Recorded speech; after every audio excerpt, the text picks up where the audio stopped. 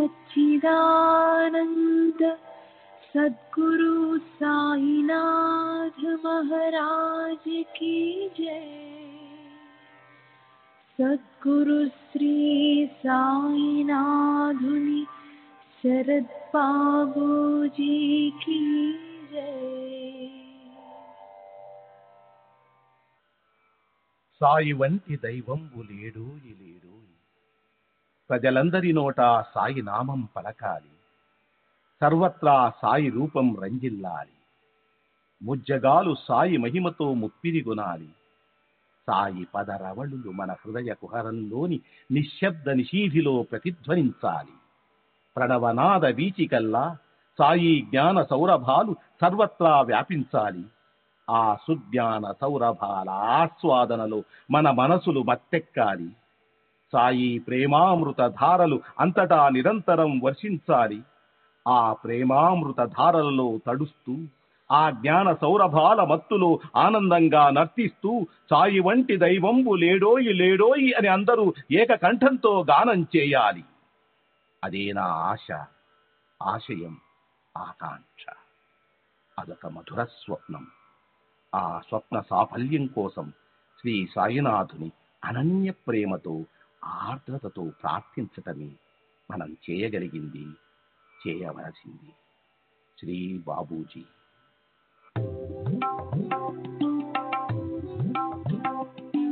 Sai Baba, Sai Baba, Sai Baba, Sai Baba.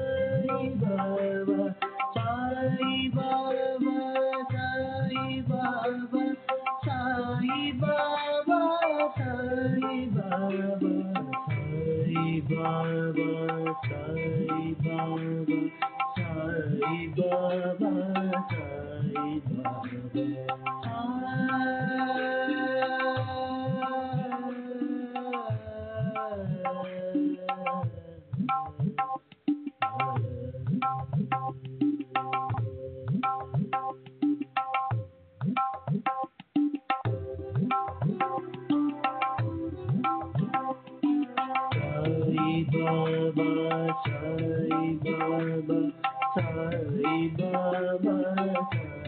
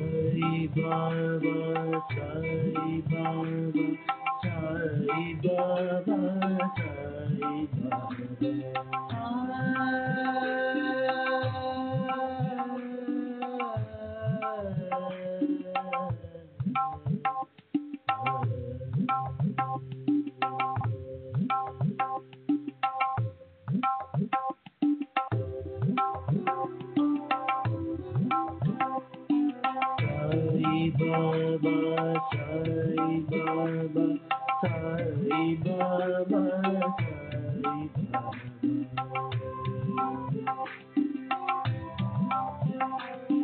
Sai Baba, Sai Baba, Sai Baba, Sai Baba.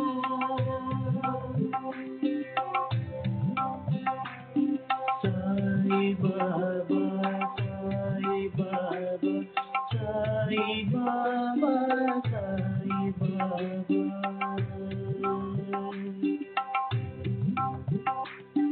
Sai Baba, Sai Baba, Sai Baba,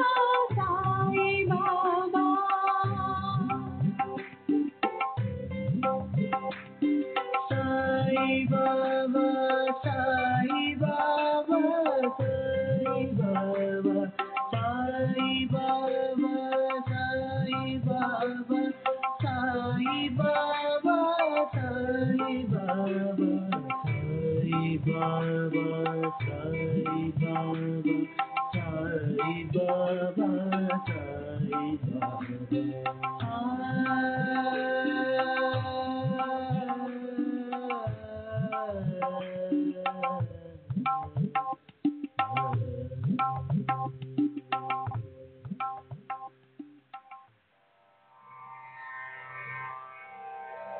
Shri सच्चिदानंद सद्गुरु साईनाथ महाराज की जय।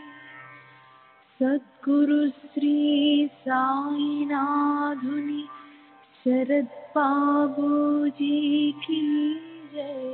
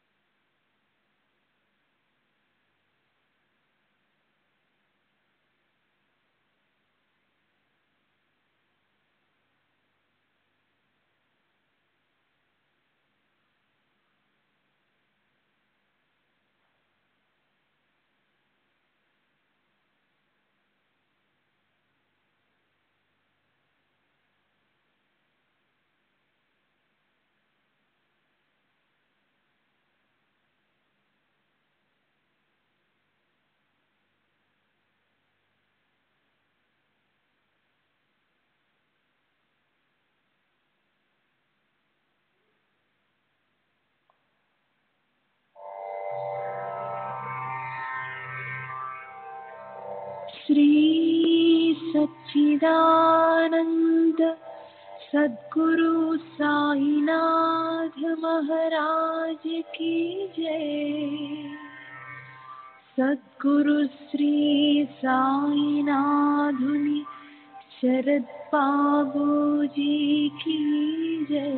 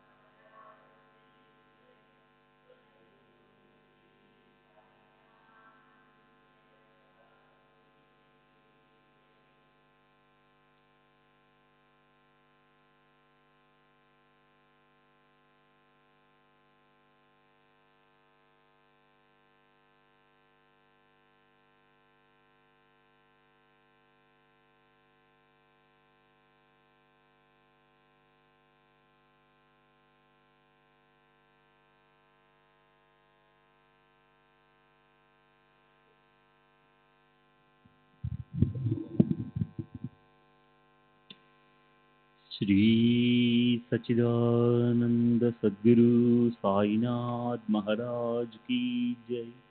सद्गुरु श्री साईनाथ शरद बाबूजी की जय। శ్రీ సాయినాథాయ నమః. శ్రీ సాయిబాబా సత్య చరిత్ర 38వ అధ్యాయానికి పరిపూర్ణ వివరణ నిన్నటి తరువాయి.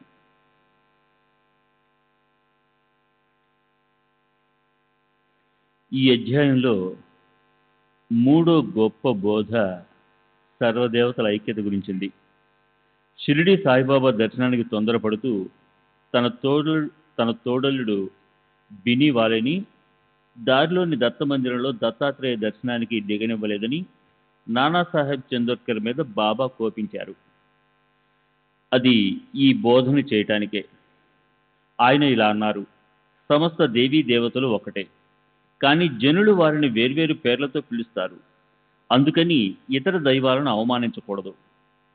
28వ అధ్యాయంలో మేగుడు బాబాను పూజించడం కోసం ద్వారకామాయికి వచ్చి ఖండోబా గుడి తలుపులు వేసి ఉన్నాయని ఆ పూజ చేయకుండా వస్తాడు. అప్పుడు బాబా అతనితో తలుపులు తెరిచే ఉన్నాయని చెప్పి ఆ పూజ చేయడానికి అతన్ని తిప్పి పంపిస్తారు. తిరిగి వచ్చాక అప్పుడే తమ పూజను చేయనిస్తారు. ఈ తత్వానికే మరొక బోధ ఏమిటంటే అది బాబా ఎప్పుడూ ఉపదేశించే రాముడు రహీము ఒక్కరే. వీరిలో కొంచెం కూడా తేడా లేదు. మరి వారి భక్తులు ఎందుకు ఇలా పట్టుదలలో వహించి ఒకరితో ఒకరు శత్రువుల్లా ప్రవర్తించాలి? మీరెంత మూర్ఖులు! హిందూ ముస్లింల మధ్య సత్సంబంధాలు నెలకొల్పండి. చక్కని ఆలోచనలను మనసులో దృఢం చేసుకోండి. అప్పుడే అవతలి తీరానికి చేరుకుంటారు. రతన్జీ లాంటి పార్సీ భక్తుల్ని తమ దగ్గరకు చేరదీశారు. క్రీస్తు ధర్మాన్ని ఆయన ఆదరించమని బోధించారు. ఆయన హయాంలో చక్రనారాయణ అనే పేరు గల క్రిస్టియన్ను ఫౌజ్దార్గా రహతాలు నియమించారు. అది విని ఆయన సన్నిహిత హిందూ భక్తుడు ఒకడు బాబాతో ఇలా అన్నాడు: బాబా, రహతాకి ఇప్పుడు ఒక క్రిస్టియన్ ఫౌజ్దార్ వచ్చాడు. దానికి బాబా, అయితే అతను నాకు సోదరుడు అని అతను నోరు మూశారు. ఈ ప్రకారంగా ఈ అధ్యాయంలో అన్నదానం, సర్వదేవతల ఐక్యత, దానిపై సర్వధర్మాల ఏకాత్మత, ఈ విషయాల గురించి ఎంతో అమూల్యమైన బోధను బాబా మనకు ప్రసాదించారు. 39వ అధ్యాయం గీతా విశిష్ట శ్లోక అర్థ నివేదన, అలాగే సమాధి మందిర నిర్మాణం. షిరిడి ధన్యం. మహోన్నత పుణ్యరాశి పరమ పవిత్రులైన శ్రీ సాయి నిర్వాణం వరకు ఉన్న ఆ ద్వారకామాయి భువనం ధన్యం. షిరిడి వాసులు ధన్యులు. వారి కోసం బాబా ఎంతో దూరం నుంచి ఏదో ఒక వంకతో వచ్చి వారిని రుణగ్రస్తులను చేసి అక్కడే ఉండిపోయారు. షిరిడి గ్రామం అసలే చిన్నది, కానీ సాయిబాబా సాన్నిధ్యం వల్ల అది ఆ తర్వాత ఔన్నత్యాన్ని సంతరించుకుంది. ఆయన వల్ల ఎంతో పవిత్రతను పొందింది. ఆయన వల్లే అది తీర్థక్షేత్రమైంది. ఆ షిరిడిలోని స్త్రీలు ధన్యులు. వారి అనన్య శ్రద్ధ కూడా ధన్యం. స్నానం చేసేటప్పుడు, విసిరేటప్పుడు, ధాన్యం దంచేటప్పుడు వారు అసామాన్యులైన సాయిబాబా గీతాలు పాడుతుండేవారు. వారి ప్రేమ ధన్యం. వారి గీతాలు ఎంతో ఉత్తమమైనవి. వాటిలో కొన్ని మరీ ఉత్కృష్టమైనవి. ఆ గీతాలు వింటే మనసుకి శాంతి, సౌఖ్యం లభిస్తుంది. కనుక మనసుకు విశ్రాంతినిచ్చే ఆ గీతాలని నేను శ్రోతల జిజ్ఞాసను తృప్తిపరచడానికి సరైన సమయంలో కథా సందర్భాన్ని బట్టి ఇస్తాను. నిజాం సంస్థానానికి వెళ్లే దారిలో ఉన్న ఓ మామిడి చెట్టు క్రింద శ్రీ సాయిబాబా ప్రకటమైనారు. తూప్కేడాలోని పెళ్లి ఊరేగింపుతో పాటు షిరిడికి హఠాత్తుగా వచ్చారు. ఈ ఖేడాలో ఉండే పుణ్యాత్ముడైన చాంద్ పాటిల్ అనే పేరు గల వ్యక్తికి ఈ నిధి దొరికింది. అతని వల్ల ఇతరులకి ఈయన దర్శనం కలిగింది. ఆ పాటిల్ గుర్రం తప్పిపోవడం, సాయిబాబాకి అతనికి అనుబంధం ఏర్పడడం, అతనిచే ఆయన చిలిం త్రాగించడం, అతని గుర్రాన్ని లభింపజేయడం, అలాగే చాంద్బాయి భార్య మేనల్లుడు పెళ్లి అవ్వడం, అతనికి షిరిడికి చెందిన అమ్మాయి పెళ్లి కూతురుగా దొరకడం, పెళ్లి ఊరేగింపు పెళ్లి కూతురు గ్రామానికి రావడం, ఈ విషయాల గురించిన పూర్తి కథను శ్రోతలకు మొదటే చెప్పారు. ఇప్పుడు అది సందర్భానుసారం గుర్తొచ్చినప్పటికీ మళ్ళీ చెప్పనవసరం లేదు. చాంద్ పాటిల్ కేవలం నిమిత్త మాత్రుడు. భక్తులు ఉద్ధరించాలన్న ఆసక్తితో బాబా అవతరించి షిరిడీకి వచ్చారు. సాయిబాబా లేకపోతే జడత్వంతో, మౌఢ్యంతో, హీనంగా, దీనంగా బ్రతుకు ఈడుస్తూ వ్రత తపస్సులనే సంస్కారం లేని సాధారణ మానవులు, అమాయకులు అయిన లోకులను ఎవరు ఉద్ధరిస్తారు? 18 ఏళ్ల వయసు నుంచి సాయిబాబాకు ఒంటరిగా ఏకాంతంలో ఉండే అలవాటు. రాత్రివేళ ఎక్కడైనా సరే భయమన్నది లేకుండా ఆయన నిద్రించేవారు. సర్వత్రా ఈశ్వరుడే వ్యాపించి ఉన్నాడన్న భావనతో ఉండేవారు ఆయన. అంతకు మునుపు గోతులతో నిండిపోయి గ్రామస్తులు చెత్తా చెదారం వేసే ఆ చోట్లో పగలంతా ఎక్కడెక్కడో తిరిగి రాత్రి వచ్చి పడుకునేవారు. అలా ఎన్నో సంవత్సరాలు గడిచిపోయాయి. గోతికి మంచి కాలం వచ్చింది. ఆ గొయ్యి చుట్టూరా దీన దయామృతమూర్తి సాయిబాబాకి ఓ గొప్ప మందిరం నిర్మించబడింది. ఆ గోతిలోనే ఆయన దేహం విశ్రాంతి తీసుకుంది. అదే ఆయన శాశ్వత నివాస స్థానమైంది. సమాధి నిర్మించబడింది. శరణన్న వారిని ప్రేమించే శ్రీ సాయి సమర్థులు దాటడం కష్టమైన ఇలాంటి సంసార సాగరాన్ని దాటిపోవడానికి తన చరిత్ర అనే ఈ నౌకను భక్తుల శ్రేయస్సు కోసం నిర్మించారు. ఈ సంసార సాగరాన్ని దాటడం చాలా కష్టం. తన భక్తులు అయితే అంధులు, అవిటి వాళ్ళు దీన్ని ఎలా దాటగలరు అని బాబాకు వారి పట్ల కారుణ్య వెలువ పరవళ్ళు త్రొక్కుతూ దూకింది. సంసార సాగరాన్ని దాటడం అనేది అందరికీ అవసరమే. అందుకు అంతఃకరణ శుద్ధంగా ఉండాలి. చిత్తశుద్ధే భవాన్ని తరించడానికి ముఖ్యమైన సాధన. దానికోసం ఈశ్వరుని పట్ల ఉండే భక్తే పునాది. గురు కథను వినటం లాంటి గొప్ప భక్తి మరొకటి లేదు. అది వినటం వల్ల గురు చరణాలపై ప్రేమ పారవస్యం కలుగుతుంది. బుద్ధి స్ఫటికంలా శుద్ధంగా నిర్మలంగా ఉంటుంది. ఆ తరువాత పారమార్థికం సాధించబడుతుంది.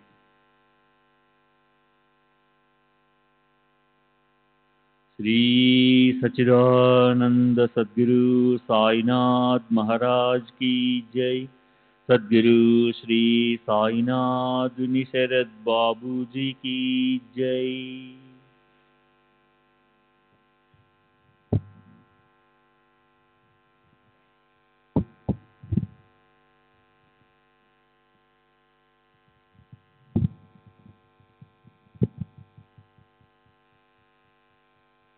श्री सच्चिदानंद सद्गुरु साईनाथ महाराज की जय. सद्गुरु श्री साईनाथ शरद बाबू जी की जय. సాయిబాబా కథలు అసంఖ్యాకం. వాటన్నిటిని చెప్పుకుంటూ పోతే పెద్ద గ్రంథం అవుతుంది. అలా అన్ని క్లుప్తంగా చెప్దామనుకున్నా కట్టలు తెచ్చుకు వచ్చే ఆ వ్యాప్తిని ఆపలేం. శ్రోతలకు వినాలన్న ఉత్సాహం పెరుగుతున్న కొద్దీ వక్తకి దాన్ని వర్ణించాలన్న కోరిక పెరుగుతుంది. మనం పరస్పరం చెప్పడం వినడం అనే కోరికను తీర్చుకోవాలి. అప్పుడే మనం మన శ్రేయస్సుని సాధిస్తాం. ఇక్కడ సాయిబాబా అనే నావికుడు ఉన్నాడు. చెదరని శ్రద్ధతో వినడమే మనలను తీసుకెళ్లగల సాధనం. కథాశ్రవణంలో శ్రద్ధ, ఆదరం ఉంటే, నావపై విశ్వాసం ఉంటే అప్పుడు అవతలి తీరానికి చేరుకోవడానికి సమయం పట్టదు. గడిచిన అధ్యాయంలో గుండిగను సంక్షిప్తంగా వర్ణించుకున్నాం. ఒక భక్తుడికి దత్తభక్తుని దృఢం చేయడం, భక్తులచే ప్రసాదం తినిపించి వారిని సంతృష్టిపరచడం, వీటి నిరూపణ కూడా అయ్యింది. ప్రతి అధ్యాయాన్ని ముగించేటప్పుడు రాబోయే అధ్యాయంలోని విషయాన్ని సూచించే పద్ధతి ఇప్పటి వరకు జరుగుతూ వస్తుంది. అది అందరికీ తెలుసు. కానీ గడిచిన అధ్యాయం ముగించేటప్పుడు రాబోయే కథలు గుర్తుకు రాలేదు. సాయిబాబా గుర్తుకు తెప్పించే విషయాన్నే వర్ణిస్తూ పోతాను అని నేను స్పష్టంగా చెప్పాను. అదేవిధంగా సాయిబాబా కృపతో ఇప్పుడు నాకేం గుర్తొస్తుందో దాన్నే శ్రోతలకి చెప్తాను. ఆయన అవాంతరాలను దూరంగా నెట్టేసి శాంత చిత్తంతో ఇటు లక్ష్యం పెడితే మనసుకి ఆనందం కలుగుతుందని శ్రోతలకు విన్నపం చేస్తున్నాను. ఓసారి బాబా పట్ల ఉత్తమ భక్తిభావం ఉన్న చాందోర్కర్ మసీదులో కూర్చొని బాబా పాదాలు నొక్కుతున్నాడు. నోటితో నెమ్మదిగా గీతా శ్లోకాలు గొనుక్కుంటున్నాడు. భగవద్గీతలోని 4వ అధ్యాయానికి చెందిన శ్లోకాలు ఉచ్చరిస్తూ చేత్తో బాబా పాదాలు నొక్కుతున్నాడు. అప్పుడేం అద్భుతం జరిగిందో చూడండి. భూత భవిష్యత్ వర్తమానాలను తన సన్నల్లో ఉంచుకున్న సాయి సమర్థుల మనసుకి, నానాకి గీతార్థాన్ని చెప్పాలి అని అనిపించింది. జ్ఞానము, కర్మ, సన్యాసము, బ్రహ్మార్పణము గురించి వివరించే ఈ 4వ అధ్యాయం కంఠస్థం చేసిన నాన్న దాన్ని అస్పష్టంగా కొనుక్కోవడం బాబా అతన్ని ప్రశ్నించడానికి కారణమయ్యింది. సర్వకర్మ ఖిలం పార్థ జ్ఞానే పరిసమాప్తే. ఓ అర్జున, సమస్త కర్మలకు చివర జ్ఞానమే ఉంటుంది. ఈ 33వ శ్లోకం అయిపోయాక తద్వినితి ప్రణిపాతేన అనే 34వ శ్లోకం నడుస్తుంది. ఈ 34వ శ్లోకం దగ్గరే నానా పట్టణానికి విశ్రాంతి లభించింది. అప్పుడే బాబా మనసుకి ప్రశ్నించి ఉపదేశించాలని అనిపించింది. బాబా ఇలా అన్నారు, నానా ఏమిట్రా గొనుక్కుతున్నావు? నెమ్మదిగా అంటున్నావు ఎందుకు? స్పష్టంగా అను. నువ్వు నోట్లో గొనుక్కుంటున్న దాన్ని నాకు వినిపించు. బాబా చెప్పు అనగానే ఆ ఆజ్ఞని ప్రమాణంగా తీసుకొని నాన్న ఆ శ్లోకాన్ని 4 చరణాలతో సహా చదివాడు. గీతా శ్లోకం అనుష్టుప్ ఛందస్సులో రచించబడింది. దానిలోని ప్రతి 8 అక్షరాలకు ఓ చరణం చొప్పున 4 చరణాలు అంటే భాగాలుంటాయి. బాబా అప్పుడు దాని అర్థాన్ని స్పష్టం చేసి చెప్పమన్నారు. నాన్న అత్యంత నమ్రతతో చెప్పాడు. భగవంతుని మనోగతాన్ని స్పష్టం చేశాడు. ఇప్పుడు శ్రీ సాయిబాబా క్రీస్తు శేషులు నానాసాహెబ్ చందోర్కర్ల సంవాదం అందరికీ స్పష్టమవడానికి భగవద్గీత శ్లోకంలోని ప్రతి ఒక్క అక్షరాన్ని యథాతథంగా పరిశీలిద్దాం. ప్రశ్నలోని మర్మాన్ని తెలుసుకోవడానికి, అలాగే మహాత్ముల మనసులోని భావాన్ని తెలుసుకోవడానికి అలా ప్రారంభిస్తే దానివల్ల శ్లోకార్థం బాగా స్పష్టమవుతుంది. అసలే సంస్కృత భాషను అర్థం చేసుకోవడం కష్టం. అది సాయిబాబాకి సులభతరం ఎలా అయింది? అదీగాక ప్రశ్న విషయాన్ని అనుసరించి అది లోకులు ఆశ్చర్యంతో ఇలా అనసాగారు. నిజంగా మహాత్ముల జ్ఞానానికి పరిమితి మనకు తెలియదు. సాయిబాబా సంస్కృత భాషను ఎప్పుడు నేర్చుకున్నారు? గీతను ఎప్పుడు చదివారు? ఆ గీతార్థంలోని మర్మాన్ని తెలుసుకోగల ఓ పండితుడిలా ఎలా ప్రశ్నించగలిగారు? శ్రోతల తృప్తి కోసం వారికి మూల శ్లోకంలోని భావనను చెప్పాలని చర్చని బలపరిచేందుకు భగవంతుని మాటలను అక్షరాలా ఇక్కడ ఇస్తున్నాను. తద్వినితి ప్రణిపాతేన పరిప్రశ్న సేవయ ఉపదేక్షాంతి తే జ్ఞానం జ్ఞానిన సత్వదర్శనం. ఇది గీతలోని మూల శ్లోకం. టీకాకారులు ఎంతో మంది ఉన్నారు. వారి భాషను అనుసరించి ఈ శ్లోకానికి అర్థం చూస్తే అందరి అభిప్రాయము ఒకటే. నానా కూడా బహుశ్రుతుడు. అతను గీత పైన భాష్యాలను సుదీర్ఘకాలం అభ్యసించాడు. ఆ శ్లోకంలోని ప్రతి ఒక్క శబ్దానికి అతను అర్థం చెప్పసాగాడు. వినయపూర్వకంగా, నమ్రతతో, రసపూర్వకంగా, మధుర శబ్దాలతో, శ్లోకాలకు అన్వయంతో సహా పద్యాల్లోని మాటలను గద్యంలో చెప్పడం, అర్థాన్ని గుర్తుకు తెచ్చుకొని చెప్పడానికి సిద్ధపడ్డాడు. అతనిలా అన్నాడు. గురు చరణాలకు సాష్టాంగ నమస్కారం చేసి గురుసేవకు తమ ప్రాణాలను కూడా విక్రయించి గురువుని ఆదరపూర్వకంగా ప్రశ్నించే వారికి జ్ఞానులు జ్ఞానాన్ని అర్థసహితంగా ఉపదేశిస్తారు. అంటే తాత్పర్యం కృష్ణమూర్తి శ్రీకృష్ణుడు ప్రేమతో అర్జునుడితో అన్నదిదే. అర్జున, గురుసేవ, గురువందనం ఇవే జ్ఞానాన్ని ప్రాప్తింపచేసేవి. నీవి మార్గంలో పోతే తత్వాన్ని తెలుసుకోగల జ్ఞానులు నీకు జ్ఞాన మార్గాన్ని చూపిస్తారు. బాబా నాకు తెలిసిన అర్థం ఇదే. శంకరాచార్యులు, ఆనందగిరి, శంకరానందులు, శ్రీధరులు, మధుసూదనులు, నీలకంఠులు వీరంతా తమ భాష్యంలో భగవంతుని ఉపదేశాన్ని ఈ పద్ధతిలోనే చెప్పారు. మొదటి 2 చరణాలలోని అర్థాన్ని బాబా అంగీకరించారు. కానీ శ్లోకంలో 2వ సగం అంటే మిగిలిన 2 చరణాల గురించి చర్చించడానికి బాబా ఏమన్నారో వినండి. అప్పుడు చకోరాల్ లాంటి ఇతర భక్తులు కూడా సాయి ముఖం అనే చంద్రుడి వైపు లక్ష్యం పెట్టి అక్కడి నుంచి జాలువారే అమృత కణాలను సేవించడానికి నోర్లు తెరచి కూర్చున్నారు. బాబా ఇలా అన్నారు. నానా, శ్లోకంలోని 3వ చరణం మళ్ళీ పూర్తిగా గుర్తుకు తెచ్చుకో. జ్ఞానం అనే శబ్దం వెనుక అవగ్రహం ఆని లోపించినట్లు చూపించే చిహ్నం పెట్టు. అప్పుడు ఆ చరణానికి అర్థం చెప్పు. నేనేమైనా తలకిందులుగా మాట్లాడి అర్థానికి అనర్థం తెప్పించానేమోనని, పూర్వ భాష్యంలోని అర్థం అబద్ధమేమోనని అనవసరంగా అనుకోకు. జ్ఞానులు, తత్వదర్శనులు జ్ఞానోపదేశాన్ని చేస్తారని అన్న చోట అజ్ఞానాన్ని ఉపదేశిస్తారన్న శబ్దం ఉపయోగించు. అప్పుడు నిజమైన అర్థం నీకు తెలుస్తుంది. జ్ఞానం మాటలతో చెప్పబడేది కాదు. మరి దాన్ని ఎలా ఉపదేశించగలం? కనుక జ్ఞానం అనే మాటకి వ్యతిరేక శబ్దాన్ని తీసుకో. అప్పుడు దాన్ని అనుభవాన్ని చూడు. నీవు చెప్పిన జ్ఞానం అనే మాటకి అర్థాన్ని విన్నాను. అక్కడ అజ్ఞానం అనే మాటకి అర్థం తీసుకుంటే ఏమైనా నష్టమా? అజ్ఞానం అనేది వాక్కుకి విషయం అవగలిగితే అప్పుడు జ్ఞానం మాటలకి అతీతంగా ఉంటుంది. గర్భాన్ని చుట్టుకొని ఉండే పొరలాగా, అర్థానికి పట్టే దుమ్ములాగా, లేదా అగ్నిని కప్పేసే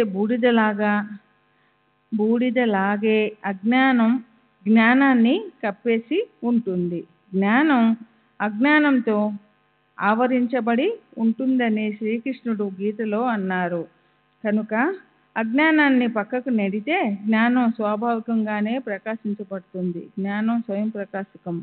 కానీ నాచుతో అచ్చదించబడిన శుద్ధ జలంలా ఉంటుందది. ఈ నాచుని తెలివిగలవారు పక్కకు నెడతారు. వారికే ఆ శుద్ధ జలం లభిస్తుంది. చంద్రుడికి, సూర్యుడికి గ్రహణం పట్టినప్పుడు చంద్రుడు, సూర్యుడు సర్వదా ప్రకాశిస్తూనే ఉంటారు. కానీ రాహు, కేతువులు అడ్డుగా వచ్చి మన దృష్టిని అడ్డుకుంటారు. చంద్రుడిపై, సూర్యుడిపై వీరి ప్రభావం ఉండదు. మన దృష్టికి అవరోధం కలుగుతుంది. అలాగే జ్ఞానం తన స్థానంలో స్వయం సిద్ధంగా, సురక్షితంగా ఉంటుంది. కళ్ళకున్న కళ్ళకున్న చూడగల శక్తే జ్ఞానం. దానిపై నున్న తెర అజ్ఞానం. దాన్ని తప్పకుండా దూరం చేయాలి. ఆ తెర లేదా అచ్చదనాన్ని చేతి కుశలతతో దూరంగా నెట్టేయాలి. అజ్ఞానం అనే అంధకారాన్ని తొలగించి చూడగల శక్తిని ప్రకటన చేయాలి. దృష్టికి కనిపించేవన్నీ వర్ణించరానటువంటి మాయ యొక్క దృశ్యాలే. ఇదే అనాది, అవ్యక్తం, అవిద్య. అజ్ఞానాన్ని ప్రకాశింపజేసేది ఇదే. జ్ఞానం అనే వస్తువు తెలుసుకోవలసినది. అది ఉపదేశానికి విషయం కాలేదు. ప్రణిపాతం, పరిప్రశ్న, సేవ ఇవి గురు కృపను పొందడానికి సాధనాలు. జగత్తుని నిజమని అనుకోవడం పెద్ద అజ్ఞానం. జ్ఞానం పైన ఉండే అంధకారం అనే అచ్చదనను మొదట దూరం చేయాలి. అప్పుడే శ్రేష్టమైన జ్ఞాన రూపం, అద్భుత వస్తువు ప్రకటమవుతుంది. అజ్ఞానమే సంసారంలోని దుఃఖానికి మూలం. గురుకృప అనే కాటుక కళ్ళకి పెట్టుకుంటే మాయా ఆవరణ ఎగిరిపోతుంది. స్వాభావిక జ్ఞానం మిగిలి ఉంటుంది. జ్ఞానాన్ని సంపాదించవలసిన పని లేదు. అది లభించడానికి ముందే సిద్ధంగా ఉంటుంది. అజ్ఞానమే జ్ఞానానికి అడ్డుగా ఉంటుంది. ఇది వేద శాస్త్రంలో ప్రసిద్ధం. దేవుడు భక్తుడు వేరు అని అనుకోవడమే విలక్షణమైన అజ్ఞానం. దాన్ని నిరసించగానే పూర్ణ జ్ఞానం మిగిలి ఉంటుంది. త్రాటి దగ్గర సర్పం భాషించడం అనేది త్రాటి శుద్ధ స్వరూపానికి అజ్ఞానం. నిజమైన స్వరూపాన్ని ఉపదేశించడంతో అజ్ఞానం దూరం అవుతుంది. త్రాటి జ్ఞానం మిగులుతుంది. బంగారం లోపల ఉంటుంది. దాని మీద మాలిన్యం పేరుకుంటుంది. మాలిన్యం లోపల బంగారం తలతల మెరుస్తూ ఉంటుంది. అయితే దాన్ని ప్రకటించడానికి అగ్ని అవసరపడుతుంది. దేహం జన్మించడానికి కారణం మాయ. దేహ చలన వలనాలు వర్తన విధిని అనుసరించి ఉంటాయి. సమస్త ద్వంద్వాలు కూడా విధిని అనుసరించి ఉంటాయి. మన శరీరం పట్ల ఆసక్తి ఉండటమే అజ్ఞానం. కనుక దేహాభిమానం లేని వారికి సుఖదుఖాలనేవి లేదు. నేను శరీరాన్ని అన్న గుర్తు చెరిగిపోతే అజ్ఞానం నశిస్తుంది. మన నిజ స్వరూపమైన జ్ఞానం మనకి లేకపోవడం వల్ల మాయ జన్మిస్తుంది. గురుకృపతో మాయ నిరసించబడితే మన నిజమైన స్వరూపం గురించిన జ్ఞానం స్వాభావికంగా కలుగుతుంది. ఒక్క భగవద్భక్తి తప్ప ఇతర సాధనాలు చేయడం అనే కష్టమెందుకు? బ్రహ్మ కూడా మాయకి ఆధీనంగా ఉంటుంది. అది కూడా భక్తి వలె మాయ నుంచి విడుదల అవుతుంది. బ్రహ్మలోకం ప్రాప్తించడానికి భక్తి లేకుండా ముక్తి ఉండదు. అక్కడ కూడా ఈశ్వర భక్తి తప్పితే అప్పుడు మానవులు జనన మరణ చక్రంలో పడిపోతారు. కనుక మాయను నిరసించడానికి ఈశ్వర భజన అనేది ఒకటే ఉపాయం. ఈశ్వరుని భక్తులకు పతనం ఉండదు. సంసారం అనేది మళ్ళీ బంధనం కాదు. మాయ అనేది మిథ్య, గొప్ప మంత్రగత్య. అది జ్ఞానులను క్షణం క్షణం మోసగిస్తుంది అని జనులంటారు. కానీ దాన్ని భక్తులు చిటికేసి నర్తింపజేస్తారు. గొప్ప విద్వాంసులు మోసగించబడే చోట అశిక్షితులైన భావిక భక్తులు అంటుపెట్టుకొని ఉంటారు. ఎందుకంటే వాళ్ళు ఎప్పుడు హరిచరణాలకు శరణు వెళ్ళి ఉంటారు.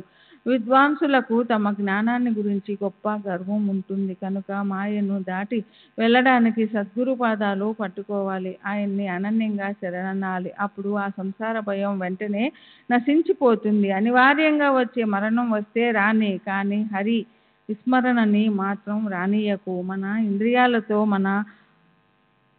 ఇంద్రియాలతో మన ఆశ్రమాన్ని అనుసరించి, మన వర్ణాన్ని అనుసరించి మన ఆచరణ ఉండాలి. మనసులో ఈశ్వరుని చరణాలను ధ్యానం చేయాలి.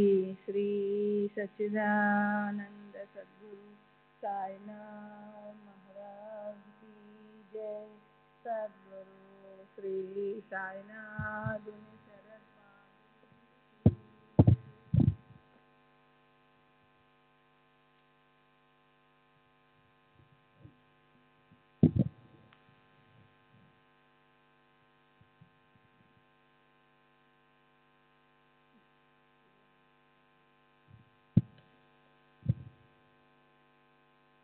గుర్రాలు రథానికి పూడ్చబడినప్పుడు అలా శరీరం ఇంద్రియాలకు కట్టబడి ఉంటుంది. ఆ ఇంద్రియాలను మనసును సగంగా భావించి బుద్ధి చేత వాటిని స్వాధీనంలో తెచ్చుకోవాలి. సంకల్ప వికల్పాలతో నిండి ఉండే స్వచ్ఛతతో తిరిగే మనసు ఇష్టం వచ్చినట్లు పరిగెత్తాలని చూస్తుంది. కానీ బుద్ధి దాన్ని నిశ్చయంతో ఆపుతుంది. పగ్గం అనే మనసును నిగ్రహించి తన సత్తాను స్థాపిస్తుంది. బుద్ధి లాంటి నిష్ణాతుడైన నేత రథానికి సారథిగా ఉన్నప్పుడు రథ యజమానికి చింత ఎందుకు? అతను స్వస్థ చిత్తంతో వ్యవహరించాలి. దేహం పనులను చేయించటం బుద్ధి పని అని మనస్సుకు అలవాటైతే ఆ వ్యవహారాలన్నీ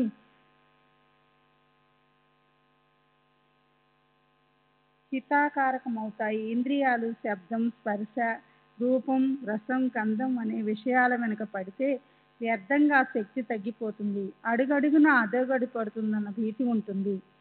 శబ్దం, స్పర్శ, రూపం మొదలైనవ ఆ 5 విషయాలకు సంబంధించిన సుఖమంతా చివరికి దుఃఖమే. నిజానికి అజ్ఞానం లాంటి మరో దుఃఖం లేదు. శబ్ద విషయానికి హరిణం భ్రమిస్తుంది, తన ప్రాణాలను పోగొట్టుకుంటుంది.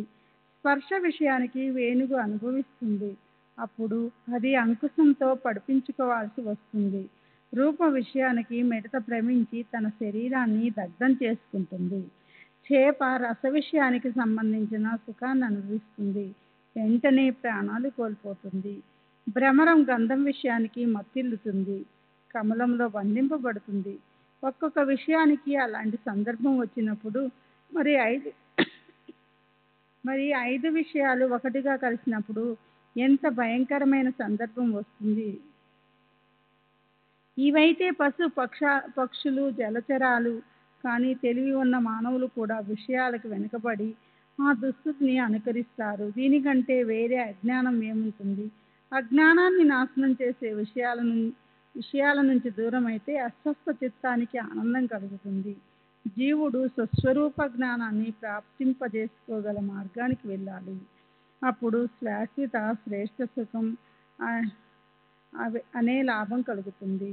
అంతఃకరణలో హరి గురువుల చింతన కలగాలి. చెవులతో వారి చరిత్రను వినాలి. మనసులో వారిని నిరంతరం ధ్యానించాలి. నాలికతో వారి నామస్మరణ చేయాలి. పాదాలతో నడిచి హరి గురు గ్రామాలకు వెళ్ళాలి. నాసికతో వాళ్ళ నిర్మాల్యాలను వాసన చూడాలి. చేతులతో వారి పాదాలకు నమస్కరించాలి. కళ్ళతో వాళ్ళ దర్శనం చేసుకోవాలి. అలా సమస్త ఇంద్రియ వృత్తులను హరి గురువుల వైపు ప్రేమతో మళ్లించి ఆ భక్తుల స్థితి ధన్యం. ఇంతకు మించిన భగవద్భక్తి మరోటి ఏముంటుంది? సారాంశం: అజ్ఞానాన్ని సమూలంగా పెకిలించి వేయాలి. మిగిలినదే స్వయం సిద్ధ జ్ఞానమని తెలుసుకోవాలి. ఇవి శ్లోకం యొక్క అంతరార్థాన్ని శ్రీకృష్ణుడు అర్జునుడికి సూచించాడు. అయితే అసలే నానాసాహెబు వినయశీలి. అందులోనూ బాబా చేసిన ఈ మధుర నిరూపణను వినగానే అతను బాబాకు సాష్టాంగ నమస్కారం చేశాడు. 2 చేతులతో ఆయన పాదాలకు నమస్కరించి ఎంతో శ్రద్ధతో ప్రార్థించాడు. బాబా, నా అజ్ఞానాన్ని తొలగించండి. నాకు సరైన శిక్షణనిచ్చి నా మొండి అహంకారాన్ని నశింపచేయండి. పైకి సాత్వికతపై శాంతి, క్షమ, దయ అనే గుణాలు, కోరికలు ఉన్నా కానీ మనస్సులో సదా సంశయమే నిండిపోవటం, క్షణం సేపైన అవమానాన్ని సహించలేకపోవటం, వీటన్నిటికన్నా అజ్ఞానం మరొకటి ఏముంటుంది? కడుపులో మానసన్నానాల గురించి, కీర్తి గురించి ఎంతో కోరిక. పైకి ధ్యానం అనే ముసుగు, లోపల కామక్రోధాలు రగులుతూ ఉండటం. దాన్ని మించిన అజ్ఞానం అనేది మరొకటేముంటుంది? లోపల నుంచి అన్ని దుష్కర్మలు చేస్తుంటారు. ఆచారాల చిరునామా ఉండదు. వివేక విచారాల దివాలా బయటికి తీసినా బయటకు బ్రహ్మనిష్టను ప్రదర్శిస్తుంటారు. దీనికన్నా అజ్ఞానం వేరే ఏముంది? బాబా, మీరు కృప అనే నీటిని వర్షించి నా అజ్ఞానం అనే అగ్నిని శాంతింపచేయండి. దీనితో నేను ధన్యుణ్ణవుతాను. నాకు జ్ఞానం గురించి ఉట్టిట్టి మాటలు వద్దు. నా తీవ్రమైన అజ్ఞానాన్ని దూరం చేయండి. నాపై కృపాదృష్టి చూపించండి. ఇదే నాకు సుఖ సంతృప్తులనిస్తుంది. శ్రీ సాయిబాబా ప్రేమకరుణలు కలబోసిన సాగరం. ఆయన నానాన్ని నిమిత్తంగా చేసుకొని మనందరి కోసం గీతార్థాన్ని ప్రవచనం చేశారు. గీత భగవంతుని పలుకులే కనుక అది సాక్షాత్తు శాస్త్రమే. ధర్మ, విధి, ఆచరణ గురించి విషయాలను చెప్పే గ్రంథం. భూత వర్తమాన భవిష్యత్ కాలాలతో కూడా అది గ్రహించదగినదే. దానికి ఎన్నడూ అవమానం జరగరాదు. అత్యంత విషయాసక్తులైన వారికి లేదా నిజంగా జీవన్ముక్తులకి బ్రతికి ఉన్నప్పుడే ఆత్మజ్ఞానం ప్రాప్తించిన వారు ఈ ఉభయులు శాస్త్రాల అర్థం అవసరం లేదు. శాస్త్రజ్ఞానం లేని ముముక్షువుల కోసమే మోక్షాన్ని కోరుకునే వారికే నేను ఈ విషయాల్లో బాగా చిక్కుకొని ఉన్నాను. నేనెలా ముక్తుడినవుతాను? అదే పనిగా అదే ముముక్షువులను దాని నుంచి తప్పించటానికి ఉన్న ఈ శాస్త్రాలు అలాంటి తమ భక్తులను చదివి మహాత్ములకు అపార కారుణ్యం ఉత్పన్నమైనప్పుడే వారు ఏదో ఒక కారణాన్ని నిమిత్తంగా చేసుకుని సహజంగా ఉపదేశిస్తారు. ఇప్పుడు సాయిబాబా ఆచరణలో మరో పద్ధతి చెప్తాను. ఏదైనా ఒక పనిని చేయాలంటే అది ఎవరికీ తెలియకుండా చేసి చూపించేవారు. అంటే అది చిన్నది కానీ పెద్దది కానీ దానికి నిజమైన కారణం ఏమిటో ఎవరికి తెలిసేది కాదు. శ్రీ సచ్చిదానంద సద్గురు సాయినాథ్ మహారాజ్ కీ జై.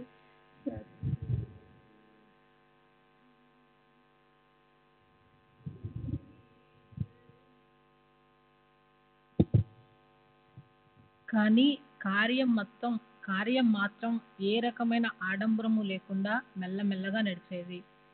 ఏ పనినైనా సహజంగా మొదలుపెట్టేవారు.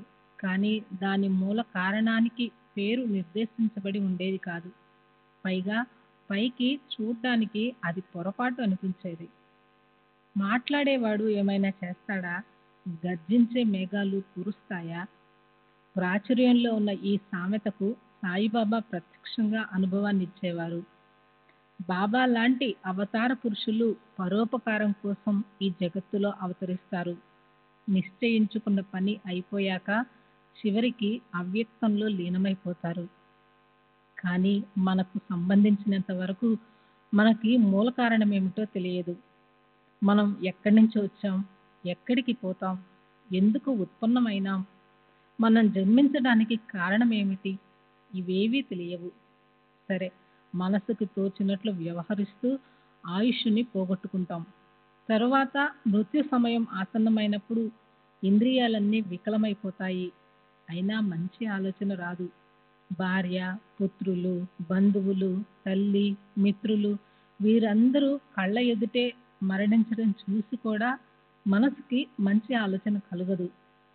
మహాత్ములు మాత్రం అలా కాదు. వారెంతో సావధానతతో ఉంటారు. వారికి తమ అంతిమ సమయం గురించి పూర్తి జ్ఞానం ఉంటుంది. తమ మరణ సమయము, స్థానము కూడా వారికి తెలిసి ఉంటుంది. శరీరం ఉన్నంత వరకు వాళ్ళు తమ శరీరాన్ని భక్తుల కోసం ఎంతో ప్రేమతో క్షీణింపచేసుకుంటారు.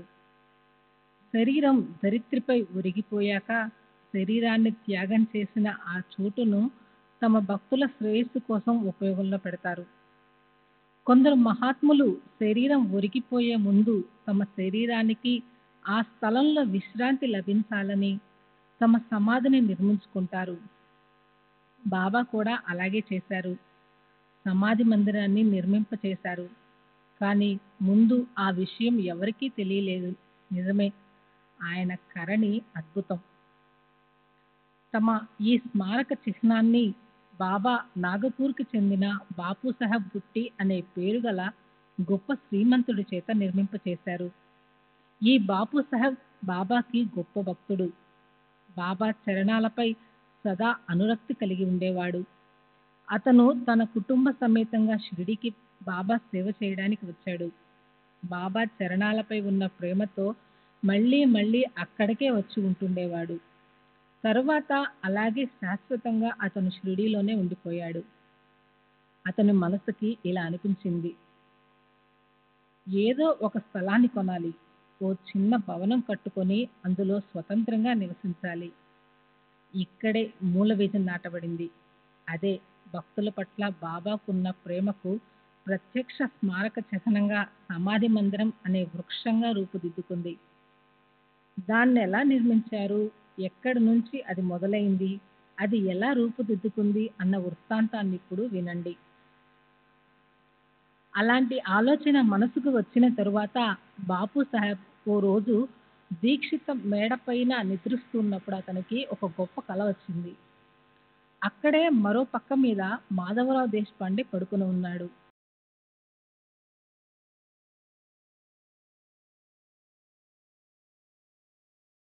ఆజ్ఞాపించారు, దేవుడి గదితో సహా ఒక వాడాని నిర్మించు. ఈ కల అవగానే బాపు సాహెబ్కి మెలకువ వచ్చింది. తన పక్క మీద కూర్చొని కలను ఆద్యంతము గుర్తు తెచ్చుకుంటున్నాడు. ఇక్కడ ఇలా ఉంటే మరో పక్క అతనికి మాధవరావు ఏడవడం వినిపించింది.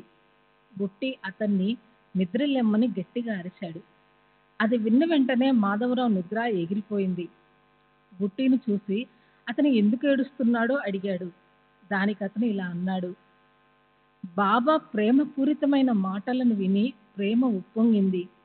కంఠం పూడుకుపోయి కళ్ళ నుంచి అశ్రు ప్రవాహం ప్రవహించింది. ఉరవళ్ళు పరవళ్లతో ఉవ్వెత్తున ఎగిసే ఆ గొప్ప ప్రేమను తట్టుకోలేక ఏడుస్తున్నాను. నా దగ్గరకొచ్చి బాబా నాకు స్పష్టంగా ఇలా ఆజ్ఞాపించారు, పూజ గదితో సహా వాడాను నిర్మించు. నేను అందరి కోరికలు తీరుస్తాను. ఇద్దరికీ ఒకేలాంటి కల రావడం ఏమిటి అని బాపు సాహెబ్ బుట్టి మనస్సుకి ఆశ్చర్యం కలిగింది. దానివల్ల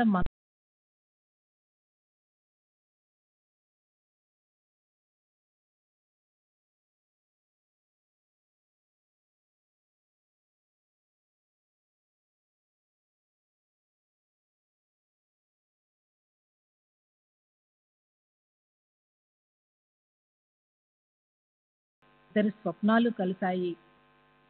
పరమాత్మ దాసులైన వారిద్దరూ పరమానంద భరితులైనారు. వారు వెంటనే వాడాని అందులో పూజా గదిని నిర్మించడానికి ప్లాన్ గీసుకున్నారు.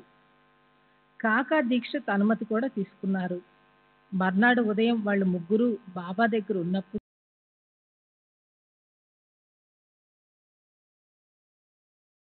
ఎప్పటిలాగే శ్యామ ముఖంలోకి ప్రేమ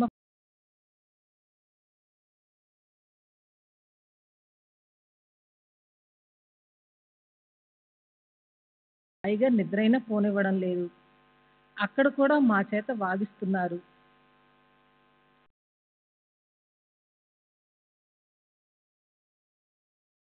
సరే, నేను మాత్రం నా చోటులోనే ఉంటాను.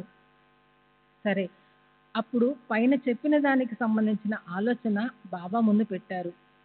పూజా గదితో సహా వాడాను నిర్మించడానికి ఆయన అంగీకారం వెంటనే లభించింది. మాధవరావు నడుం బిగించాడు. భూగృహము మొదటి అంతస్తు తయారయ్యాయి. బావి కూడా త్రవ్వించారు. పని అంతవరకు వచ్చింది. బాబా కూడా లెండి వైపు వెళ్ళేటప్పుడు వచ్చేటప్పుడు గోడలకి కిటికీలకి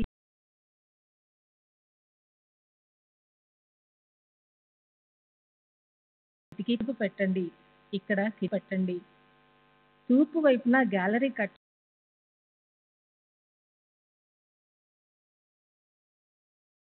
తర్వాత పని బాపు సాహెబ్ జోగ్తో జరగవలసి ఉంది కనుక ఆ పనిని అతనికి అప్పగించారు.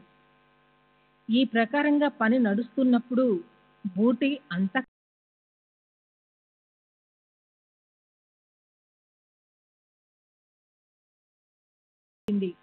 ఆలోచన అయితే కలిగి, కానీ బాబా ఇచ్చి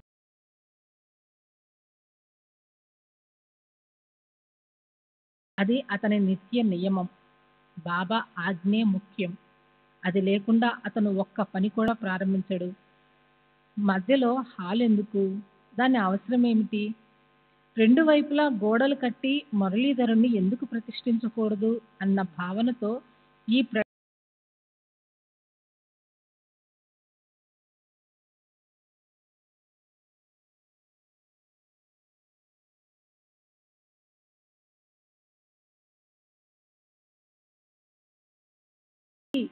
మనం బాబాని అడిగి ఈ దేవుడికి నచ్చే విధంగా తరువాత కార్యక్రమం ఆలోచిద్దాం అన్నాడు. బాబా వ్యాహ్యాళికి వెళ్తూ వాడా తలుపు దగ్గరకు వచ్చినప్పుడు శ్యామరావు ఆయన ఇలా అడిగాడు, దేవా, బాపు సాహెబు హాల్లో 2 గోడలు లేపి అక్కడ ప్రేమపూర్వకంగా మురళీధర కృష్ణుని విగ్రహం ప్రతిష్ఠించి మధ్య భాగంలో అరుగు కట్టి దాని మీద సింహాసనం నిర్మించాలని అప్పుడు దానిపై కూర్చున్న మురళీధర్ శోభతో కనిపిస్తాడని అంటున్నారు. బాపు సాహెబ్ మనసులో ఈ ఆలోచన ఉంది, కానీ అందుకు మీ అనుమతి కావాలి. ఈ ప్రకారంగా దేవాలయము వాడ రెండూ ఒకేసారి అయిపోతాయి. శ్యామారావు మాటలు విని బాబా ఆనందంతో మంచిది అని వాడా వైపు చూస్తూ మమతల మంచు తుంపరలు చిందేలా చెవులి కింపైన మాటలు చెప్పారు. వాడా పూర్తయ్యాక మనమే అక్కడుందాం.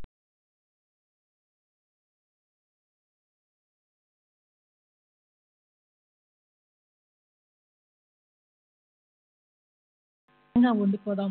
సరే. మాధవరావు దీనికోసం బాబాని ఇంకా ఇలా అడిగాడు. దేవా, ఇది నిజంగా మీ ఆజ్ఞ అయితే మరి ఈ రోజు మంచిదేనా? భూమి పూజ చేయమంటారా? కొబ్బరికాయ కొట్టమంటారా? బాబా పగలకొట్టు అనగానే అతను వెంటనే కొబ్బరికాయ తెచ్చి కొట్టాడు. మొదట గర్భగుడి తయారైంది. విగ్రహాన్ని తయారు చేయమని ఓ శిల్పికి చెప్పేశారు. శ్రీ సచ్చిదానంద సద్గురు సాయినాథ్ మహారాజ్ కి జై. సద్గురు సాయినాథ్ బాబూజీకి జై. కానీ తరువాత ఏమైందంటే బాబాకి భయంకరమైన అనారోగ్యం వచ్చింది. ఆయన అంత్యకాలం అస్వస్థచిత్తానికి. ఆ తరువాత వాడా స్థితి ఏమవుతుందో అర్థం కాలేదు. అతనికి దుఃఖం కట్టలు తెచ్చుకొని వచ్చింది. అసలు బాబా పసిడికాంతుల పాదస్పర్శకి ఈ మందిరం నోచుకుంటుందా? లక్షలాది రూపాయలు నీళ్లలా ఖర్చయ్యాయి. ఇప్పుడు ఈ అవాంతరం వచ్చి పడింది. బాబా దేహం వదిలేస్తే మురళీధరుడు ఎందుకు, ఇల్లెందుకు, మందిరం వాడాలు ఎందుకు అన్న అశుభ ఆలోచన గుట్టి హృదయంలోకి వచ్చింది. తరువాత అదృష్టవశాత్తు సాయిబాబా అంత్యకాలపు ఆజ్ఞతో వాడా యొక్క మహా అదృష్టంతో అందరి మనస్సుల్లో ఉన్నదే జరిగింది. నన్ను వాడాలో ఉంచండి అన్న బాబా నోటి నుంచి వెలువడిన బాబా చివరి ఆజ్ఞతో అందరి మనస్సులు కుదుటపడ్డాయి. అప్పుడు ఆధ్యాత్మిక అమరకాంతుని సాయి పవిత్ర శరీరం గర్భగుడిలో శాశ్వతంగా ఉండిపోయింది. వాడా సమాధి మందిరం అయింది. నిజంగా సాయి పావన చరిత్ర లోతైనది. బుట్టి ధన్యుడు. ఎందుకంటే తన సొంత ఇంటికి ఎంతో పవిత్ర నామాలంకరణ శ్రీ సాయి బాబా శరీరం విశ్రాంతి తీసుకోవడానికి వచ్చింది. సరే, అలాంటి ఈ పవిత్ర కథను విని శ్రోతలు సుఖ సంపన్నులవుదురుగాక. సాయినాథునికి శరణు వెళ్ళిన హేమాడ్ పంతు క్షణం కూడా ఆయన చరణాలు వదలడు. మంచి చెడు అనుభవాలు కలిగినప్పుడు తమ భక్తులను సంతుష్టిగా ఉంచగల సమర్థులు బాబా. ఆయన ఉపదేశాలను అనుసరించి ఆచరణను సరిచేసుకుంటే నిశ్చయంగా శ్రేయస్సు కలుగుతుంది. ఈ కథ చెప్పే వక్త, మాట్లాడే అతని నోరు, వీటన్నింటిలోనూ సాయి సమర్థులే స్వయంగా ఉన్నప్పుడు అక్కడ ఇక ఈ హేమాడు ఎవరు, ఎక్కడివాడు? ఊరికే నామమాత్రమే. అతనికి ప్రేరణ కలిగిన విధంగా కథ వినడానికి లభిస్తుంది. అప్పుడు మనం చెప్పుకోబోయే వాటి గురించిన విచారం ఇప్పుడెందుకు? సర్వులకు శుభమస్తు. ఈ ప్రకారంగా సత్పురుషులు, సజ్జనులు ప్రేరణ కలిగించిన భక్త హేమాడ్ పంతు రచించిన శ్రీ సాయి సమర్థుల సత్యచరిత్రలోని గీతా విశిష్ట శ్లోకం అర్థం, నివేదనం, అలాగే సమాధి మందిర నిర్మాణం నే పేరు గల 39వ అధ్యాయం ముగిసింది. ఈ శ్రీ సద్గురు సాయినాథార్పణమస్తు. శుభం భవతు.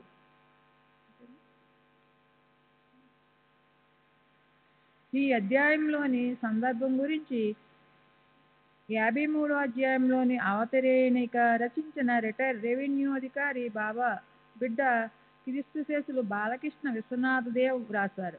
అతని కథ రాబోయే 40-41 అధ్యాయాల్లో వస్తుంది. వాటిల్లో అతన్ని మరింతగా వర్ణించడం జరిగింది. శ్రీ సాయి లీలా మాసపత్రిక 4వ సంచిక 563 పేజీలో ఇది ముద్రించబడింది. క్రీస్తుశేషులు పరమపూజ్య నరసింహస్వామి గారు సాయిబాబా మీద వ్రాసిన అనేక గ్రంథాల్లో కూడా ఇది వచ్చింది. అది చదివితే పాఠకులకు ఈ అధ్యాయాన్ని అర్థం చేసుకోవడం మరింత సులభమవుతుంది. కనుక ఇక్కడ నేను దాన్ని ఇస్తున్నాను. నానాసాహెబ్ చందోర్కర్ సంస్కృతాన్ని విషయంగా తీసుకుని ముంబాయి ఎల్ఫిన్స్టన్ కాలేజీలో గ్రాడ్యుయేట్ అయ్యారు. సంస్కృతంలో గీతపై శంకర భాష్యంలో సహా శంకర భాష్యంతో సహా అన్నీ గొప్పగా అభ్యసించాడు. సహజంగానే అతనికి తన విద్యుత్తు గురించి అహంకారం ఉండేది. మోక్ష ప్రాప్తిలో అహంకారం గొప్ప అవాంతరంగా పరిణమిస్తుంది కనుక దాన్ని తొలగించడానికి దాంతో పాటు శిష్యుడు జ్ఞానప్రాప్తి కోసము గురువుకి ఎలా శరణు వెళ్ళాలో నానాకి చెప్పడం కోసము బాబా నిశ్చయంగా అతనికి బోధించారు.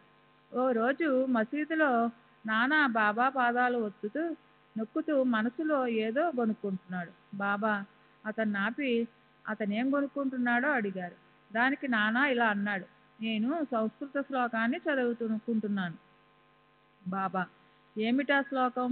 నానా గీతలోని శ్లోకం. బాబా అయితే దాన్ని చదువు, నన్ను కూడా వినని. దానికి నానా భగవద్గీత 4వ అధ్యాయంలోని గురు శిష్యుల అనుబంధం గురించి శ్లోకం. తద్విద్ధి ప్రణిపాతేన పరిప్రశ్నేన సేవయా ఉపదేక్షింతే జ్ఞానం జ్ఞానిన తత్వదర్శినః 4:34 అని 34వ శ్లోకం చదివి వినిపించాడు. సర్వజ్ఞులైన బాబాకి నానా ఏ శ్లోకం చదువుతున్నాడో తెలుసు. సరిగ్గా అక్కడే సరైన అవకాశం వచ్చిందని బాబా నానాని ఆపి ప్రశ్నించి తమ కార్యం నెరవేర్చారు. బాబా నానాని ఇలా అడిగారు, నీకు దీనికి అర్థం తెలుసా? తెలిస్తే నాకు చెప్పు. దానికి నానా గురువుకి సాష్టాంగ నమస్కారం చేసి ప్రశ్నించి వారిని సేవించి జ్ఞానాన్ని తెలుసుకోవాలి. అప్పుడు బ్రహ్మవేత్తలు జ్ఞానులు జ్ఞానాన్ని ఉపదేశిస్తారు అని శ్లోకానికి సర్వసాధారణ అర్థం చెప్పాడు. కానీ బాబా ఇలా అన్నారు, నాకు అలాంటి స్థూల తాత్పర్యం వద్దు. దానిలోని ప్రతి ఒక్క శబ్దానికి స్పష్టంగా అర్థం చెప్పు.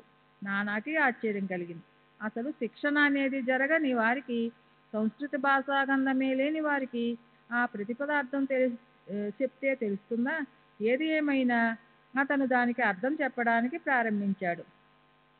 బాబా అతనికి ఎదురు ప్రశ్న వేయటం మొదలుపెట్టారు. బాబా తత్ అనే శబ్దం దేన్ని ఉద్దేశించబడినది? నానా జ్ఞానాన్ని.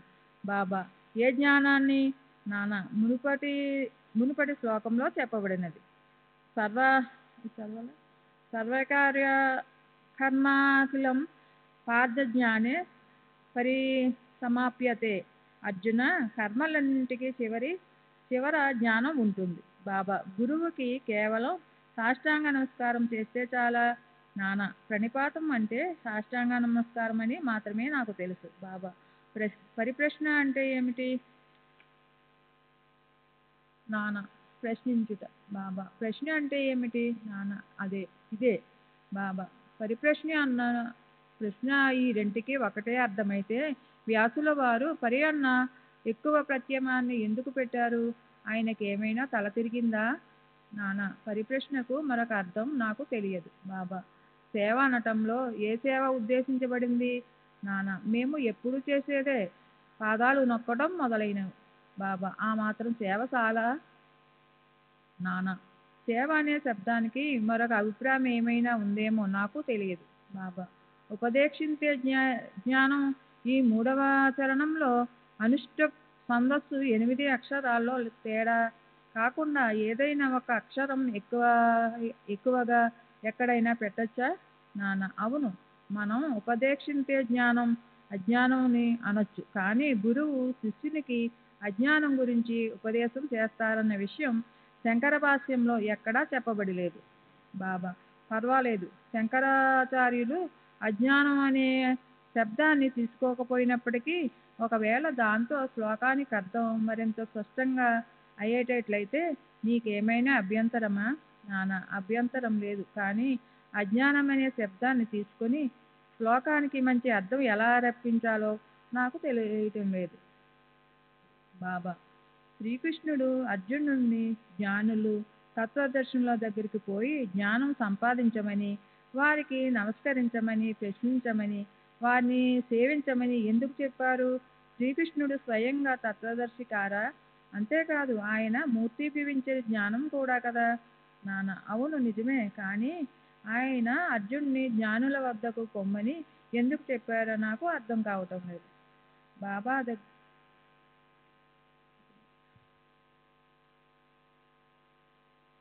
శ్రీ सच्चिदानंद सद्गुरु साईनाथ महाराज की जय। सद्गुरु श्री సాయినాథ్ శరత్ బాబూజీ की జై। బాబా దగ్గర నుంచి అలాంటి కఠిన ప్రశ్నను విన్న నానాసాహెబ్ ఎంతో గందరగోళంలో పడిపోయారు. అతని అభిమానం పారిపోయింది. అతను వినమ్రంగా బాబాని ఆ ప్రశ్నలన్నింటికీ సమాధానం ఇవ్వమని అడిగారు. బాబా తెలియచెప్పసాగారు. ప్రణిపాతం అంటే కేవలం సాష్టాంగ నమస్కారం కాదు. భూమి మీద కట్టెపడినట్లు తమ శరీరాన్నంతా గురుచరణాల వద్ద పడేయాలి. తాము స్వయంగా ఏ విలువ లేని వాళ్ళం, గురువే సమస్తము అన్న సంపూర్ణ వినయంతో కాయ వాచ మనస శరణాగతి చెందాలి. పరిప్రశ్న అంటే నిజమైన జిజ్ఞాసతో తమ సందేహాన్ని చక్కగా తీర్చుకోవడానికి మళ్ళీ మళ్ళీ ప్రశ్నించాలి. గురువులో ఏదో ఒక తప్పుని ఎంచి ఆయన్ని హేళన చేయడానికో లేదా సహజంగా ఏదో తమాషాకో ప్రశ్నించకూడదు. సేవ అంటే ఏదో గురువు పాదాలను నొక్కటం సేవ కాదు. ఆ సేవలో గురువుని తమ సర్వస్వంగా భావించి తను మన ధనాలను అర్పించాలి. అలాగే ఈ సేవ నేను చేస్తున్నాను, అది చేయడానికి లేదా చేయకుండా ఉండడానికి నేను స్వతంత్రుణ్ణి అన్న భావన ఉండకూడదు. నా సర్వస్వాన్ని నేను గురువుకి అర్పించాను కాబట్టి ఆయనే నా యజమాని, ఆయనది ఆయన సేవకే ఉపయోగించాలి. దాని గురించి నా వద్ద ఏదో గొప్పతనం నిర్ణయించే అధికారం లేదు అన్న భావన ఉండాలి. సరే, ఇప్పుడు గురువు శిష్యుడికి అజ్ఞానాన్ని ఉపదేశించే విషయం చెప్తాను. బాబా: నానా, బ్రహ్మ అంటే శుద్ధ సర్వస్సువు లేక జ్ఞానమే కదా? నానా: అవును. బాబా: ఇది కాక మిగిలిందంతా అసత్తు, అజ్ఞానమే కదా? నానా: అవును. బాబా: బ్రహ్మని మనస్సు, వాక్కు వగైరా ఇంద్రియాలతో తెలుసుకోలేమని శాస్త్రాల్లో చెప్పలేదు? నానా: అవును. బాబా: అప్పుడు వాక్కు అంటే బ్రహ్మ లేక జ్ఞానం కాదా? నానా: కాదు. బాబా: గురువు చెప్పేది జ్ఞానం కాక అజ్ఞానమా? నానా: అలా అనిపించడం నిజమే. బాబా: గురూపదేశం వస్తుతః అజ్ఞానమే. ఒక ముళ్ళుతో మరొక ముళ్ళుని తీసివేస్తాం. అలాగే గురువు అజ్ఞాన రూపంతో శాబ్దిక ఉపదేశం ప్రారంభిస్తే శిష్యుడు అజ్ఞానం అంటే అతని జ్ఞానం మీద ఉన్న ఆచ్ఛాదన పక్కకి నెట్టబడుతుంది. జ్ఞానం ప్రకటమవుతుంది. అజ్ఞానే నా వృత్తం జ్ఞానం తేవ మహ్యంతి జస్తవః. కనుక గురువు ఉపదేశించేది అజ్ఞానమే, దాని పరిణామం జ్ఞానమే అవుతుంది. జ్ఞానం ఉత్పన్నం కాబడదు, మూలంలో అక్కడే ఉంటుంది. దాన్ని ఉచ్చరించలేము. శాస్త్ర విశారదుడిచే ఉపదేశించబడ్డ శస్త్రాల్లాంటి మాటలతో శిష్యుడి అజ్ఞానం కళ్ళలోని శుక్లంలా తీసివేయబడుతుంది. అప్పుడు శిష్యుడి దృష్టి చక్కబడి అతనికి తన శుద్ధ చైతన్య స్వరూపం కనిపిస్తుంది. సంత జ్ఞానేశ్వరుడు 18వ అధ్యాయం 1396వ ఓవిలో ఇలా అన్నారు: నిద్ర, దానివల్ల వచ్చే స్వప్నము, ఇవన్నీ కూడా నిద్రతో సహా పోయి ఆ తర్వాత మానవుడు తన ఒకే ఒక్కడుగా మిగిలిపోయినట్లు అజ్ఞానం నశించిపోయినప్పుడు నేను సహజంగా ఒంటరిగా మిగిలిపోతాను. సరే, తర్వాత శ్రీకృష్ణుడు స్వతహాగా జ్ఞాని అయి ఉండి అర్జునుడిని మరో జ్ఞాని దగ్గరకు ఎందుకు పంపించారు? దీనికి సమాధానం చెప్తూ బాబా ఏమన్నారంటే, శ్రీకృష్ణుడు స్వయంగా గీతలో జ్ఞానులు నా ఆత్మే అన్నారు. జ్ఞాని త్వమైవమేనుతం. అప్పుడు అర్జునుడికి తామే స్వయంగా ఉపదేశించడము, అతన్ని జ్ఞానుల వద్దకు పంపడము రెండూ ఒకటే. అదీగాక దేవుడు తన భక్తుడికి గొప్పదనం ఆపాదించి అతన్ని ముద్దు చేయవలసి ఉంటుంది. అందువల్ల కూడా వాళ్ళు అలా చేస్తుంటారు. 30వ అధ్యాయంలో సప్తశృంగీదేవి కాకాజీ వైద్య అనే పేరు గల పూజారికి మనశ్శాంతి ఇవ్వగల శక్తి తనకు ఉన్నప్పటికీ అతన్ని షిరిడీలోని సాయిబాబా వద్దకు పంపడాన్ని గురించి మనం ఇంతకుముందు చదివాం. దేవీ దేవతలు తన భక్తులను మహాత్ములకు స్వాధీనం ఎలా చేస్తారన్నది ఒక చమత్కారం. దాన్ని సాదర చిత్తంతో అవలోకించండి. పైన చెప్పిన అందమైన నివేదన విన్న మీదట నానాసాహెబ్ సాయిబాబాకి గీతని సంపూర్ణంగా చెప్పమని విన్నపం చేశాడు. బాబా కూడా ఆ తర్వాత అతన్ని ప్రతిరోజు కూర్చోబెట్టుకుని మెల్లమెల్లగా చెప్పారు. ఇదెంత గొప్ప అదృష్టం! ఇది క్రీస్తు శకం 1902 వరకు నడిచింది. తర్వాత మసీదులో భక్తుల రద్దీ పెరిగింది. అప్పుడు బాబా కథలతో, సాంకేతిక పారిభాషిక పదాలతో సామూహికంగా ఉపదేశించడం మొదలుపెట్టారు.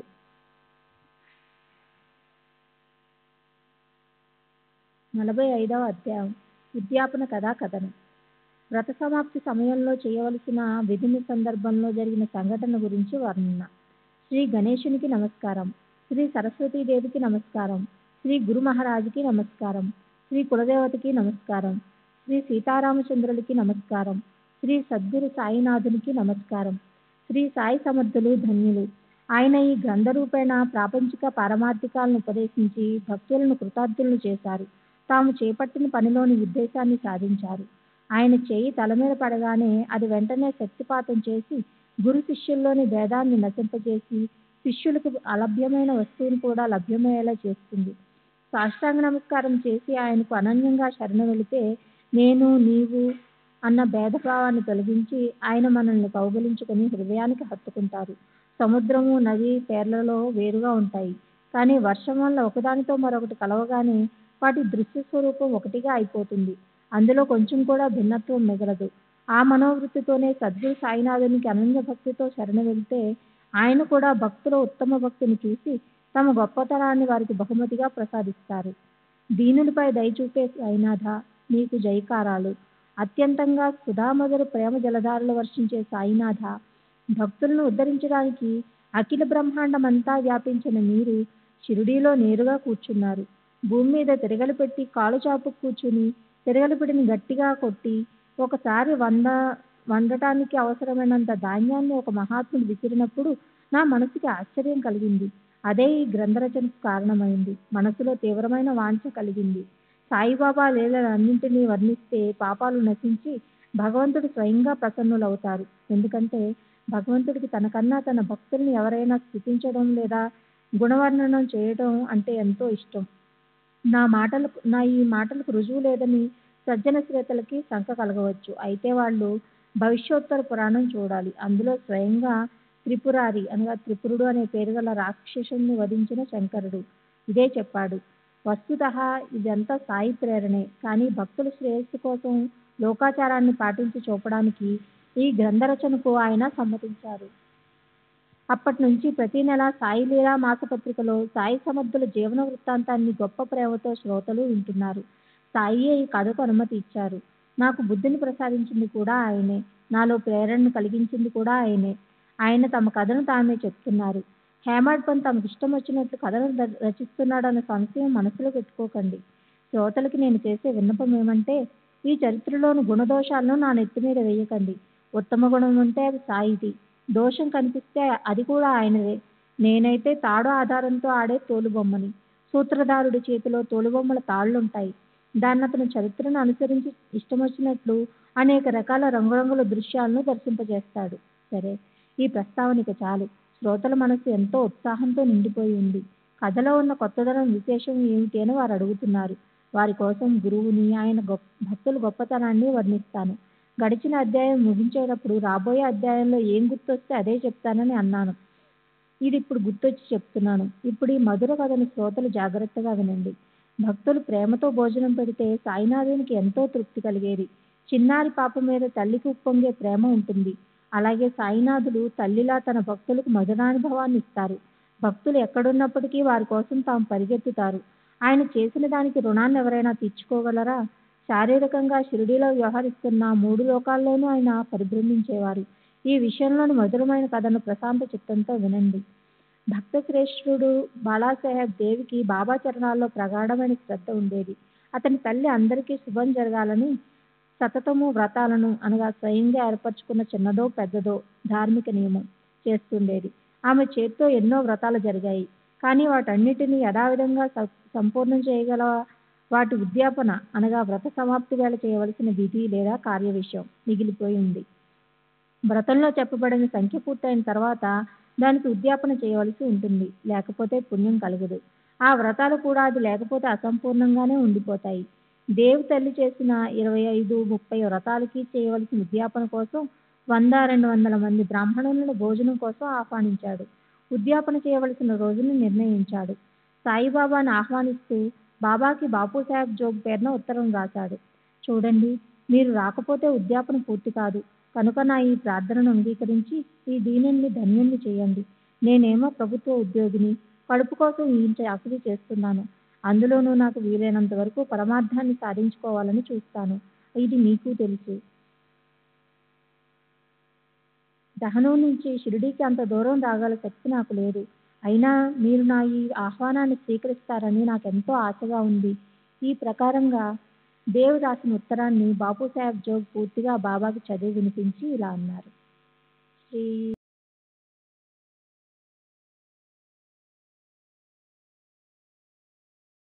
శరత్ బాబూజీకి జై.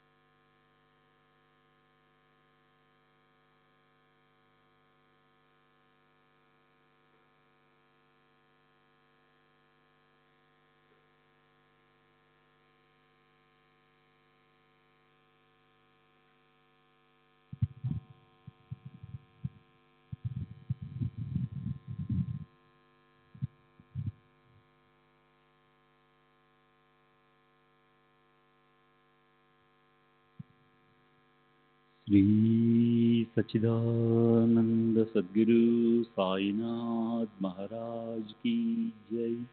सद्गुरु श्री साईनाथ शरद बाबू जी की जय।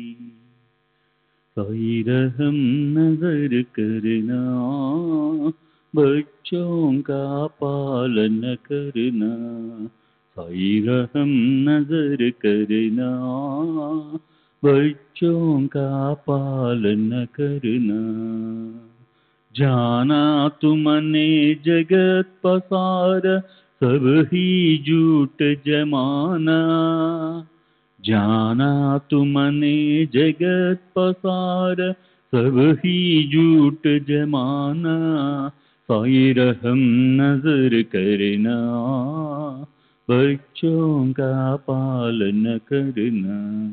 साई रहम नजर करना, बच्चों का पालन करना। मैं अंधा हूँ बंदा आपका, मुझसे पद दिखलाना। मैं अंधा हूँ बंदा आपका, मुझसे पद दिखलाना। साई रहम नजर करना, बच्चों का पालन करना। साई रहम नजर करना, बच्चों का पालन करना। दास गण कहे अब क्या बोलूं, थक गई मेरी रसना। दास गण कहे अब क्या बोलूं, थक गई मेरी रसना। साई रहम नजर करना, बच्चों का पालन करना। साई रहम नजर करना, बच्चों का पालन करना।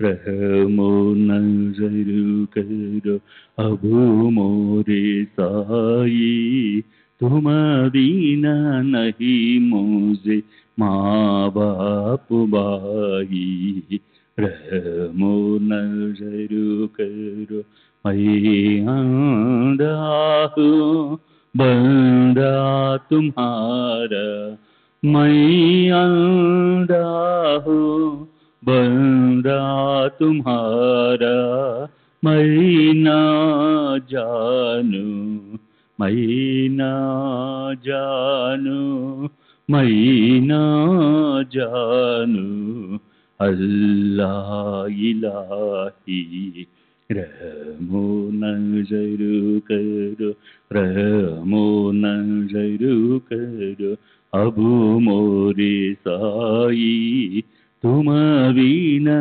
नहीं मुझे माँ बाप भाई रहमो नजर करो काली जमाना मैंने गमाया काली जमाना मैंने गमाया साथी आखिर का साथी आखिर का साथी आखिर का तुम बिना कोई रहमो नजर करो रहमो नजर करो अबू मोरे साई तुम बिना नहीं मुझे माँ बाप भाई रहमो नजर करो अपने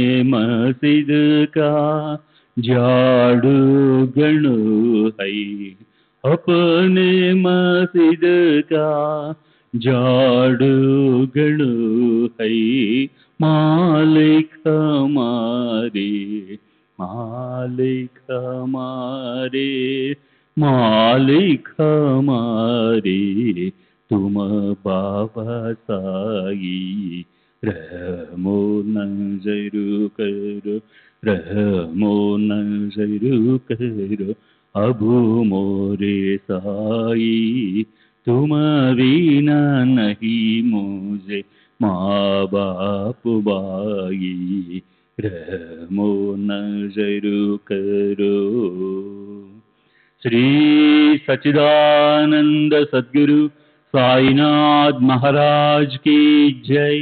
सद्गुरु श्री साईनाथ शरद बाबू जी की जय।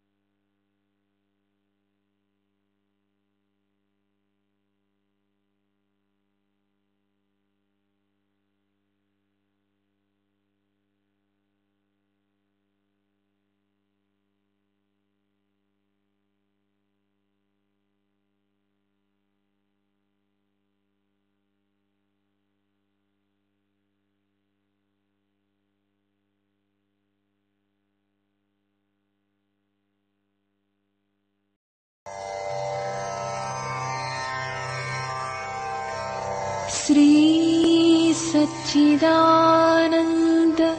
सद्गुरु साईनाथ महाराज की जय।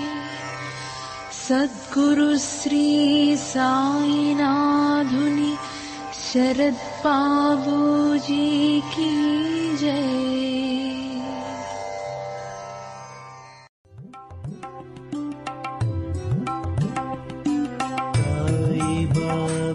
साई बाबा साई बाबा